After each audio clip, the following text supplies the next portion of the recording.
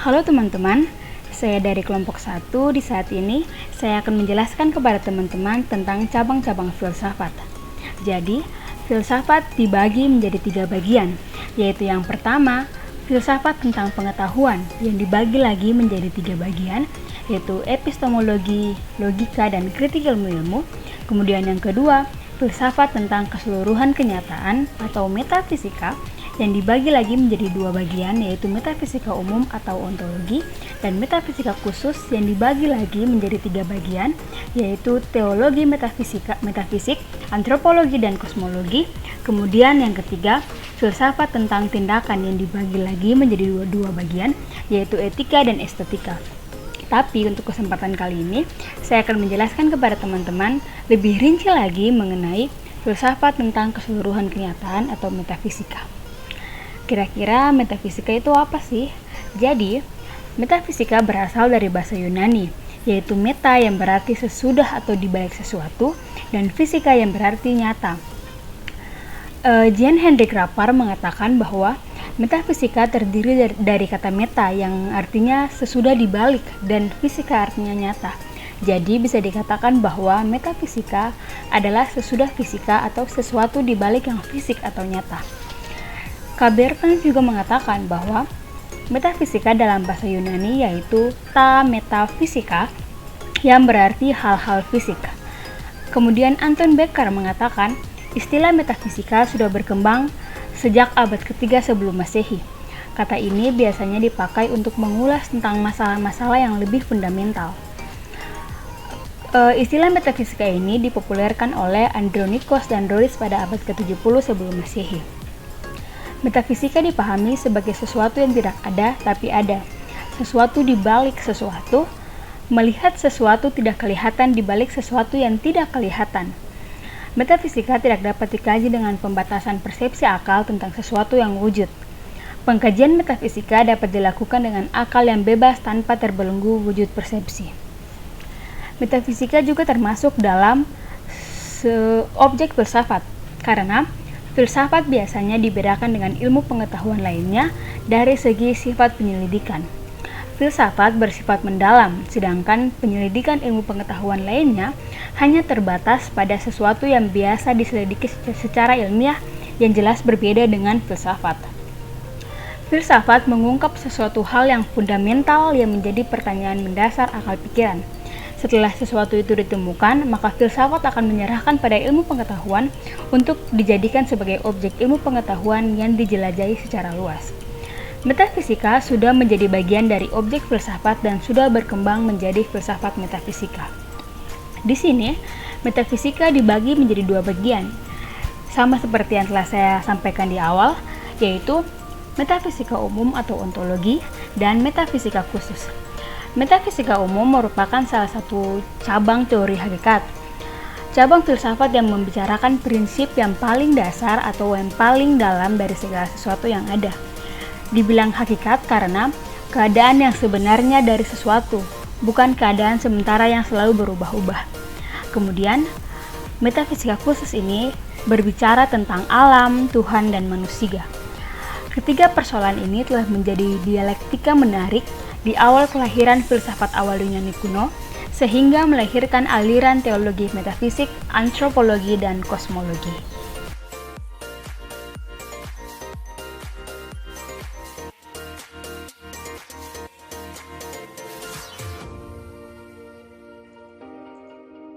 Jenis metafisika yang pertama adalah metafisika umum atau disebut juga dengan ontologi.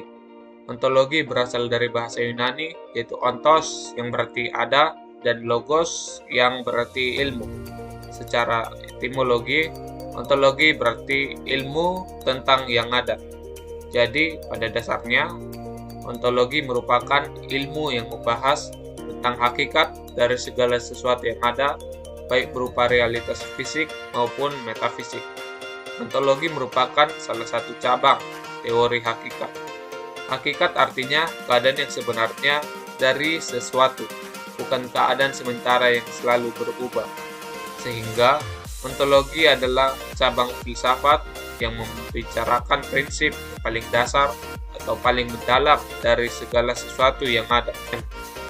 Aspek ontologi berbicara tentang objek telaah ontologi, yaitu ada. Ontologi membahas tentang yang ada dan universal, menampilkan pemikiran semesta universal. Ontologi berupaya mencari inti yang termuat dalam setiap kenyataan dan menjelaskan yang ada, meliputi semua realitas dalam semua bentuknya. Objek formal ontologi adalah hakikat seluruh realitas. Bagi pendekatan kuantitatif, realitas tampil dalam kuantitas atau jumlah. Telaahnya akan menjadi kualitatif. Realitas akan tampil menjadi aliran-aliran materialisme, idealisme, naturalisme, ataupun hylomorfisme. Aspek ontologi dari ilmu pengetahuan tertentu diuraikan secara metodis atau menggunakan cara ilmiah, sistematis, atau saling berkaitan satu sama lain secara teratur dalam suatu keseluruhan, koheren, atau unsur-unsurnya harus bertautan, tidak boleh bertentangan, rasional, atau harus berdasarkan pada kaidah berpikir yang benar atau logis, komprehensif, atau melihat objek yang tidak hanya dari satu sisi, tapi juga secara keseluruhan atau juga holistik, radikal, atau juga diuraikan sampai akar persoalannya, dan yang terakhir universal atau muatan kebenarannya sampai ke tingkat umum yang berlaku di mana saja. Fungsi dan manfaat ontologi. Fungsi dan manfaat dalam mempelajari ontologi yaitu berfungsi sebagai refleksi kritis atas objek atau bidang garapan, konsep-konsep, asumsi-asumsi, dan postulat-postulat ilmu. Ontologi menjadi penting karena yang pertama, kesalahan suatu asumsi akan melahirkan teori, metodologi, ilmuwan yang salah pula. Kedua, ontologi membantu ilmu untuk menyusun suatu pandangan dunia yang integral, komprehensif, dan juga koheren. Ilmu dengan ciri khasnya mengkaji hal-hal yang khusus untuk dikaji secara tuntas yang pada akhirnya diharapkan dapat memperoleh gambaran tentang objek.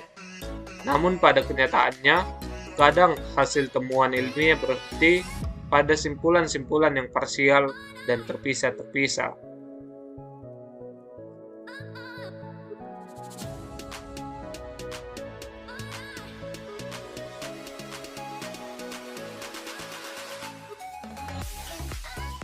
Pembagian metafisika umum atau ontologi yang pertama adalah monoisme. Monoisme berasal dari kata mono yang artinya satu dan isme yang artinya kepercayaan.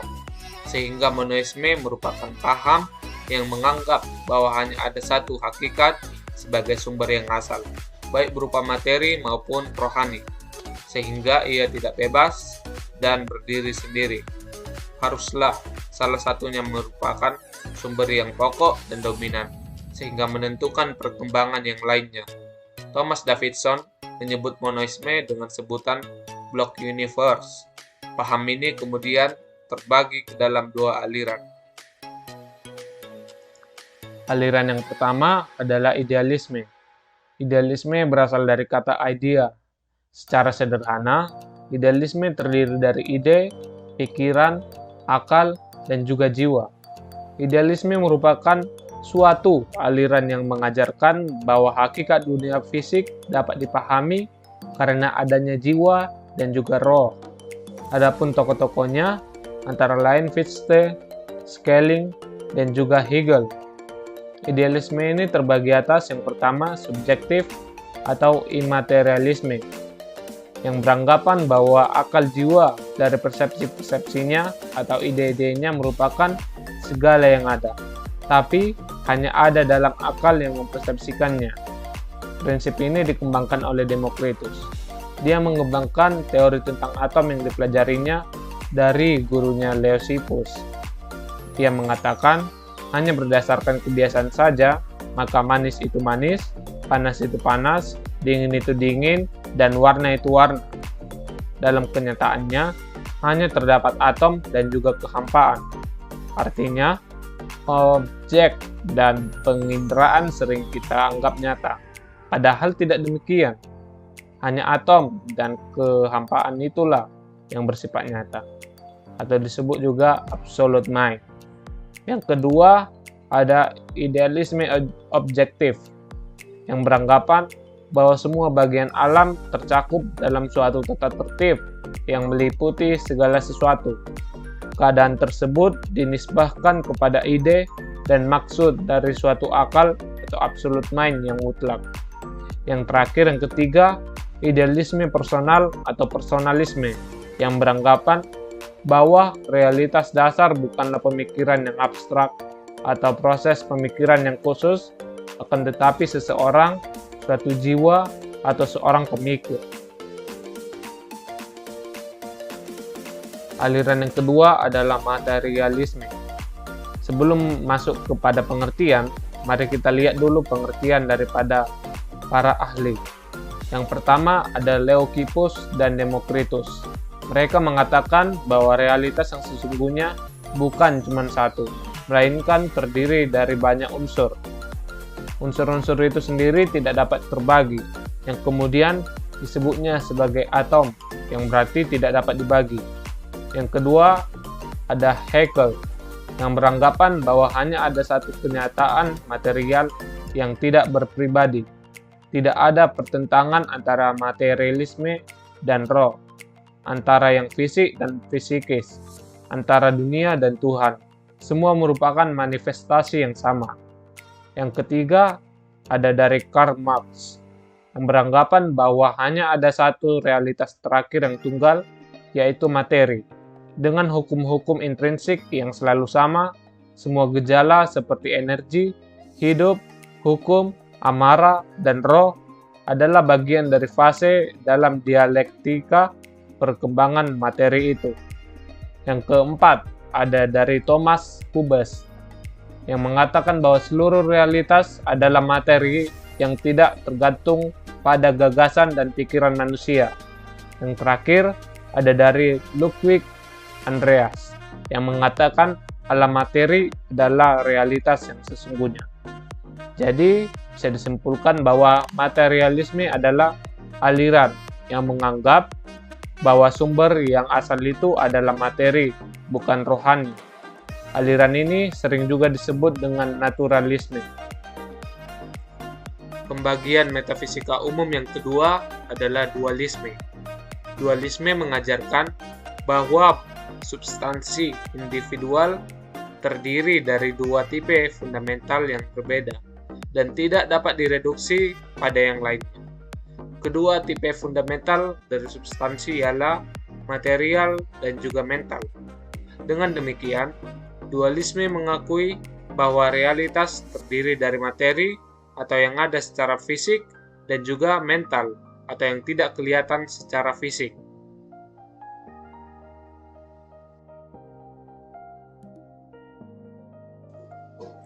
Pembagian dari metafisika umum yang ketiga adalah naturalisme. Ada yang beranggapan bahwa aliran naturalisme ini adalah dasar paham materialisme. Artinya, kelahiran aliran materialisme berpijak pada paham naturalisme. Kalangan naturalis berpendapat bahwa gejala-gejala alam ini tidak disebabkan oleh pengaruh kekuatan yang bersifat gaib, melainkan oleh kekuatan yang terdapat dalam alam itu sendiri yang dapat dipelajari dan dengan demikian dapat kita ketahui. William R. Diners berpendapat bahwa kategori pokok untuk memberikan keterangan mengenai kenyataan adalah kejadian. Kejadian dalam ruang dan waktu merupakan satuan yang menyusun kenyataan yang ada.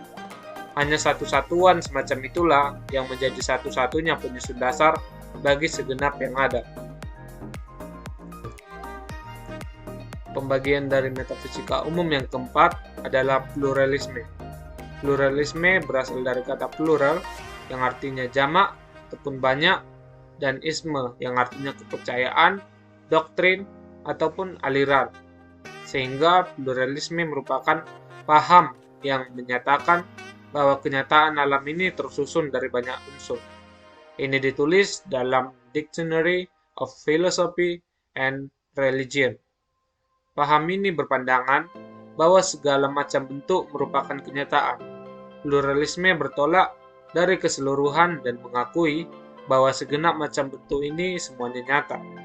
Tokoh aliran di masa Yunani kuno yaitu Anaxagoras dan Empedocles yang menyatakan substansi terdiri atas 4 unsur, yaitu tanah, air, api, dan udara.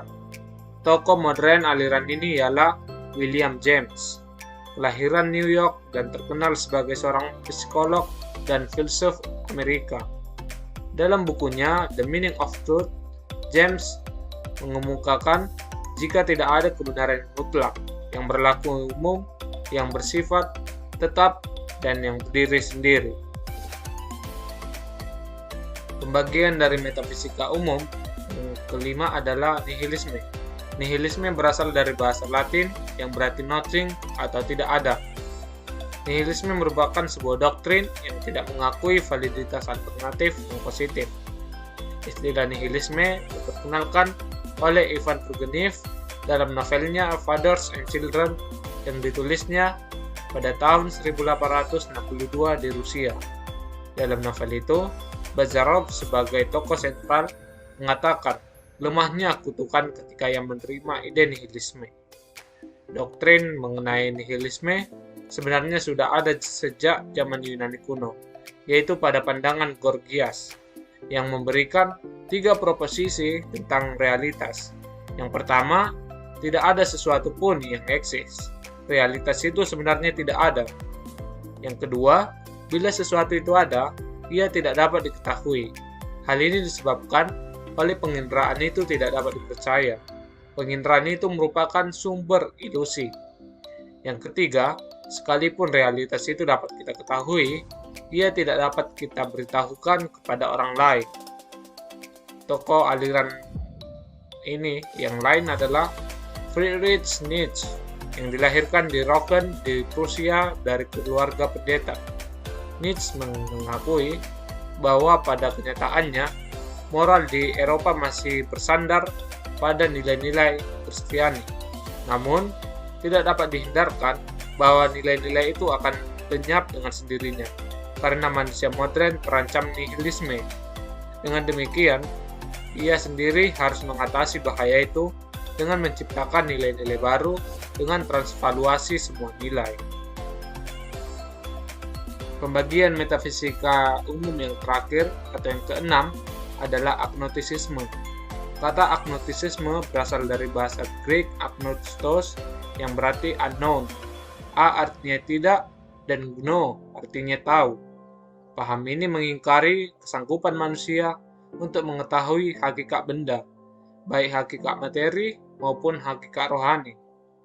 Timbulnya aliran ini disebabkan oleh belum diperoleh manusia atau seseorang yang mampu menerangkan secara konkret akan adanya kenyataan yang berdiri sendiri dan dapat dikenal.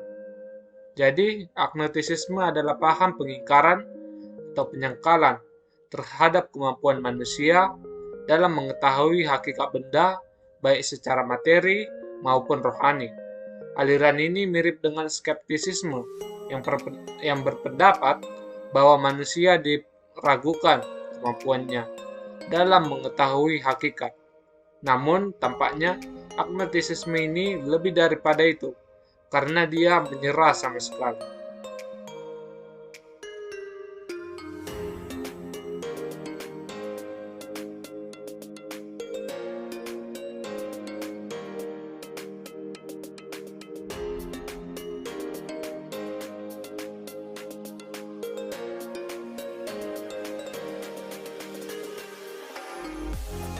Metafisika khusus yang membicarakan tentang alam, Tuhan, dan manusia. Metafisika khusus yang terbagi menjadi 3. Yang pertama, teologi metafisik. Teologi metafisik menurut beberapa tokoh. Yang pertama, Parmenides yang menyatakan bahwa yang mengada itu mengada mustahil sekaligus tidak mengada. Dan yang kedua, Plotinus yang menyatakan bahwa kenyataan terdiri dari satu tunggal dan bersifat eksternal. Dan yang ketiga, Sigmund Freud yang menyatakan bahwa kehadiran Tuhan sangat penting bagi manusia. Dan yang keempat, Stephen Palkius yang menyatakan bahwa Tuhan dapat mempersatukan keanekaragaman agama. Antropologi menurut pendapat para tokoh tentang manusia. Yang pertama, Pythagoras yang mengajarkan keabadian manusia dan perpindahannya yang masuk ke dalam jasad hewan apabila manusia itu sudah mati. Demokritos yang mengajarkan bahwa manusia itu adalah materi. David Hume yang beranggapan bahwa tidak menghiraukan penyelenggaraan dunia. Dan Plato yang beranggapan bahwa manusia terdiri dari jiwa dan tubuh. Kosmologi menurut Komarudin Hidayat. Kosmologi berasal dari kata kosmos yang artinya keteraturan dan ketertiban, dan kanos yang artinya kacau, dan logos yang artinya ilmu. Jadi, kosmologi adalah ilmu yang membahas tentang alam fisik. Translate Heidegger menurut pertanyaan metafisik. Pertama, setiap pertanyaan metafisik selalu mencakup seluruh masalah metafisik. Setiap pertanyaan itu sendiri merupakan keseluruhan. Oleh karena itu, rentan detik setiap pertanyaan metafisik hanya dapat diajukan sedemikian rupa, sehingga si penanya hadir bersama dengan pertanyaan itu, yaitu ditempatkan dalam pertanyaan. Dari sini kita menyimpulkan bahwa penyelidikan metafisik harus diajukan secara keseluruhan dan dari posisi esensial keberadaan itu mempertanyakan. Kami mempertanyakan di sini dan sekarang untuk diri kami sendiri. Keberadaan kita dalam komunitas peneliti, guru, dan siswa ditentukan oleh sains.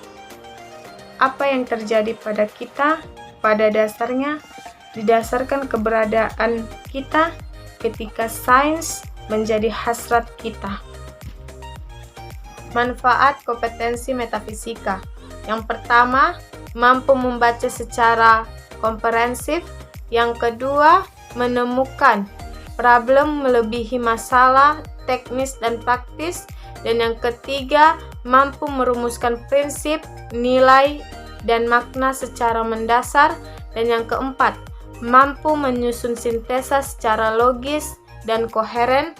Dan yang kelima, mampu mengartikulasi pengalaman yang tidak bisa dijelaskan dengan bahasa sehari-hari. Kesimpulan metafisika yaitu, metafisika merupakan cabang ilmu filsafat yang membicarakan tentang hal-hal yang mendasar. Metafisika secara menyeluruh ialah ilmu yang memikirkan hakikat di balik alam nyata tanpa dibatasi pada sesuatu yang dapat diserap dan panca indera.